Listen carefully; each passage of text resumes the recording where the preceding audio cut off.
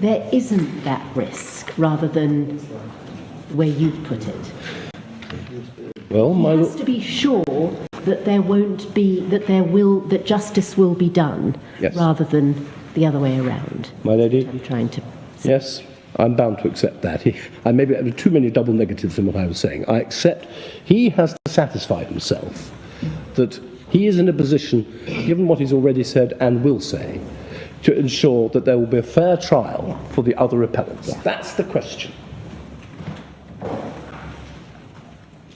And in my submission, it's a question of fact to an extent, but on the facts, I submit he was entitled to come to the conclusion that the 10 jurors, with proper directions, would not take into account the fact that one of them had been offering bribes. And that, in my submission, was obviously a matter for the trial judge himself to assess, and that's how he assessed it. And my lords, my lady, I also rely on the fact that the Court of Appeal upheld the judge's judgment on this point.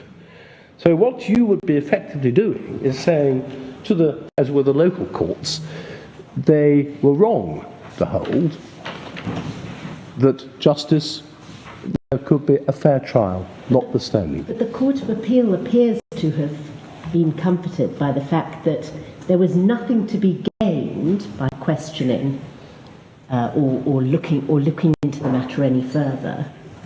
At best, a denial of bribery, and a great deal that would have been lost, the possibility of having to discharge the whole jury. Was that the right approach? Well, my lady, I think one has to bear in mind what was being put to the Court of Appeal.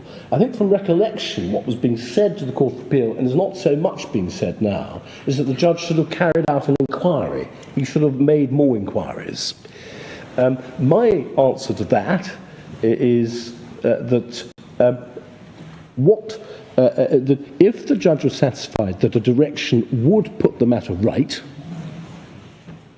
then he was entitled to take that course. I agree.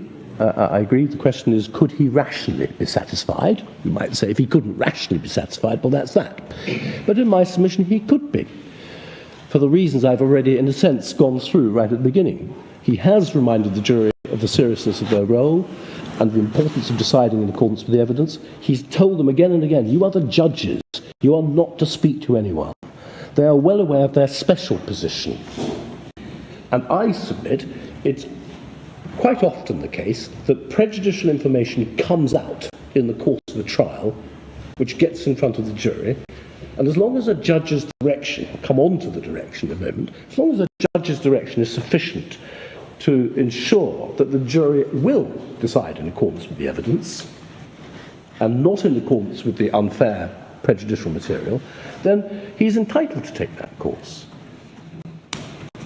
And my lords, my lady, obviously one can well understand, of course, the concern in this case. Of course, that it might be said, well, who could forget? But my lady, my lords, I submit it's not that difficult. Jurors have to be trusted to act in accordance with their oath. I want to take you to a case about that. It's a fundamental, it's a cardinal principle that jurors do act in accordance with their oath, and they act only in accordance with the evidence. And if I may, can I take you to, again, take you back to the case of Bonnet, where Lord Hope makes this point, and he refers to other cases of high authority, which say the cardinal principle of jury trial is that jurors act in accordance with their oath. They're not nincompoops. Can I just ask you, in the context of your submissions, do you see any role for the Porter and McGill test?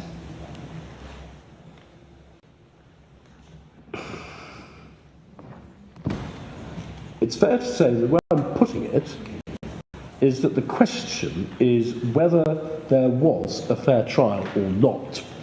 And in my submission, if one could be satisfied that there was a fair trial, that is that.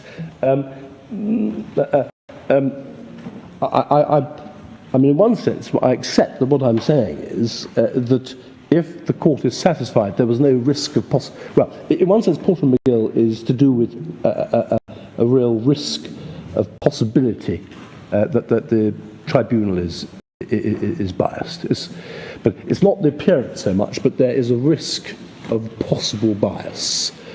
And to that extent, I accept Porter McGill is right, because in my submission, what the judge did was to remove any risk of possible bias. It's not quite the same way as the Putnam test, but it comes to much the same. But appearance of bias per se, I submit, is not the relevant test. The question is, was there a real risk or possibility of bias? And you say he removed that by the direction he gave at 3:22? And also by what he'd been telling them before. It's the whole thing has to be looked at.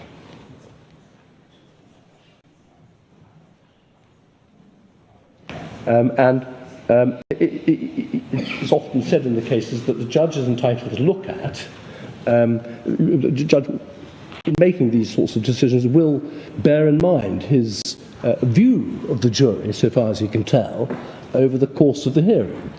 And in my submission, he was entitled to take into account also what the forewoman had said to him.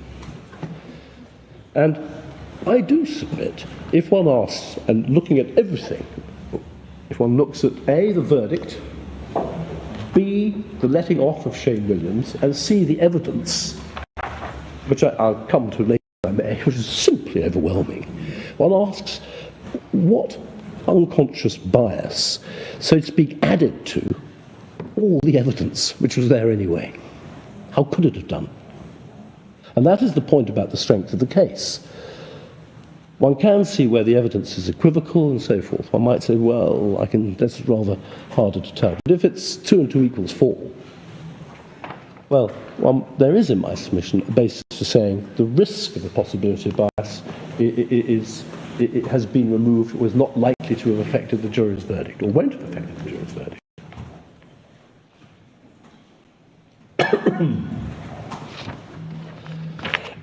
Can I just take you to the Bonnet and Taylor case? It is important at this point, to what extent can you trust the jury quite properly and in accordance with their oath?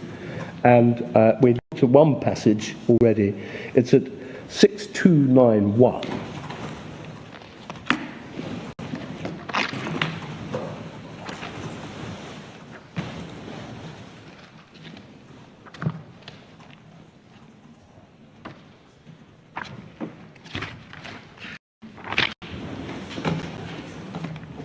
Paragraph, I think I'm right in saying, 6290 one can begin at, paragraph 24. There was, however, another course that the judge could have taken, and did take in this case.